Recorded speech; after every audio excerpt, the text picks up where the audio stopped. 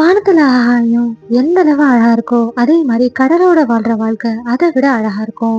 மனிதன் எப்படி தன்னை நம்பி தைரியமா வாழ்றானோ அதே மாதிரி கடலை நம்பி பல உயிரினங்கள் அழகா வாழ்ந்துட்டு இருக்கு. இன்னைக்கு நாம மீன்கள் பத்தி தான் பார்க்க போறோம்.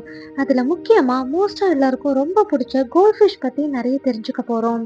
கோல்ஃபிஷ் பாத்தீங்கன்னா அதிக நாள் வாழக்கூடியது. ஆனா நம்ம நிறைய பேர் என்ன நினைச்சிட்டு இருக்கோம், அது கொஞ்ச நாள் தான் உயிரோட இருக்கும்னு. அதுதான் கிடையாது.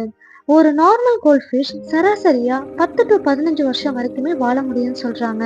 அது மட்டும் இல்ல, இன்னும் அதனால நல்ல என்விரான்மெண்டல் கண்டிஷன்ல வாழ்ந்துச்சுன்னா 40 வருஷம் கூட கிட்ட வாழும்னு கண்டுபிடிச்சிருக்காங்க. இன்னொரு எக்ஸைட்டிங்கான விஷயம் என்னன்னா, கோல்ட்ஃபிஷ்க்கு நல்ல மெமரி பவர் இருக்கு. ஏன்னா அதோட மெமரி ஸ்பேன் பாத்தீங்கன்னா கிட்டத்தட்ட 3 மாசம் வரைக்கும் இருக்குமா. ஈஸியா தன்னோட ஓனர்ஸை ஐடென்டிஃபை பண்ணும். அது மட்டும் இல்ல, நம்ம எவ்வளவு ட்ரிக்ஸ் சொல்லி கொடுத்தாலுமே அந்த ட்ரிக்ஸ் எல்லாமே ஈஸியா புரிஞ்சுக்கிற தன்மை அதுக்கு இருக்கு. யாரு சாப்பாடு போடுறா, யாரு வளர்க்குறா அப்படிங்கறத ஈஸியா அதால மெமரியில ஸ்டோர் பண்ணி வச்சுக்க முடியும். நெக்ஸ்ட், ஜென்ரலாவே கோல்ட் ஃபிஷ் பாத்தீங்கன்னா ஆம்லிங் ஒரு வகை சேர்ந்ததுன்னு சொல்றாங்க. ஏன்னா இந்த மாதிரி வகை கொண்டது வெரைட்டி ஆஃப் ஃபுட்ஸை சாப்பிடும். முக்கியமா சின்ன சின்ன ஆல்கே, அப்புறம் ஸ்மால் இன்வெர்டிபிரேட்ஸ், பூச்சிகள் அதாவது இன்செக்ட்ஸை சாப்பிடும். அதே மாதிரி கோல்ட் ஃபிஷ்க்கு இமைகள் கிடையாது, அதாவது ஐலிட்ஸ் கிடையாது. அதால கண்களை மூட முடியாது. அது மட்டும் இல்ல, கண்ணை திறந்துட்டே தான் அது தூங்கும். இந்த உலகத்துல வெரைட்டிஸ் ஆஃப் கோல்ட் ஃபிஷ் வாழ்ந்துட்டு இருக்கு. கிட்டத்தட்ட 100 வெரைட்டிக்கு மேல இருக்குன்னு கடல் ஆராய்ச்சி பண்றவங்க கண்டுபிடிச்சிருக்காங்க. அதுவுமே டிஃப்ரெண்டான கலர்ஸ்ல, ஷேப்ஸ்ல, அப்புறம் ஃபின் ஸ்ட்ரக்சர்ல. ஃபின்னா துடுப்பு, ஸோ விதவிதமான துடுப்பு ஸ்ட்ரக்சர்ல, டிஃப்ரெண்டான கலர்ஸ்ல, நிறைய என்விரான்மெண்டல் கண்டிஷன்ல அதாவது கோல்ட் ஃபிஷ் வாழ்ந்துட்டு இருக்கு. இப்ப நாம ஒரு முக்கியமான விஷயத்தை பத்தி பார்க்க போறோம். கோல்ட் ஃபிஷ்னால ஹீட்டட் என்விரான்மெண்ட்ல வாழ முடியாது. அதால கோல்ட் வாட்டர் என்விரான்மெண்டல் கண்டிஷன்ல தான் வாழ முடியும். நம்ம வீட்டுல வளர்க்கும் போது ஏன் ரொம்ப நாள் வாழாம இறந்து போகுது அப்படின்னு நம்ம ரீசன் தெரியாம இருந்திருப்போம். அதுக்கு இதுதான் ரீசன். ஏன்னா நம்ம வீட்டுல வளர்க்கும் போது ஒரு ஹீட்டடான கிளாஸ் பவுல்ல ஒரு ஹீட்டட் அக்வாரியம்ல வளர்க்குறோம். அதனாலதான் அது உயிரோட இல்லாம இறந்து போகுது. ஏன்னா அதுக்கு தேவை ஒரு கோல்ட் வாட்டர் என்விரான்மெண்ட்.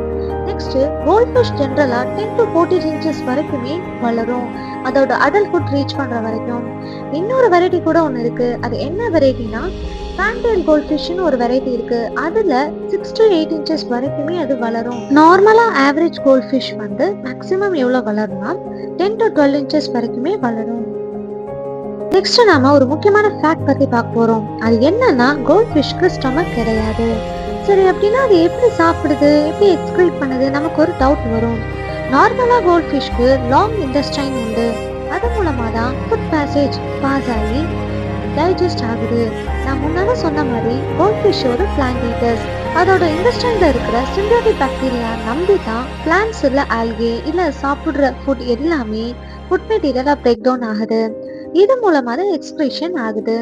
கோல்ட்ஃபிஷ்னால ஓவரா ஃபுட் இன்டேக் பண்ண முடியாது. அது மட்டும் இல்ல, அதால ஹை புரோட்டீன் ஃபுட்ஸை டாலரேட் பண்ண முடியாது. அதனாலதான் கோல்ட்ஃபிஷ்க்கு மட்டும் ஸ்மால் அமௌண்ட் ஆஃப் ஃபுட்ஸ், அதாவது இன்டர்வல் பேஸ்ல ஃபுட்டை ஃபீட் பண்ண சொல்றாங்க. ஏன்னா அதிகமா அது இன்டேக் ஓவர் பண்ணுச்சுன்னா டைஜஸ்ட் ஆகாம சீக்கிரம் இறந்துடும். அப்புறம் கோல்ட்ஃபிஷ்னால ஸ்மெல் கூட பண்ண முடியும்னு சொல்றாங்க.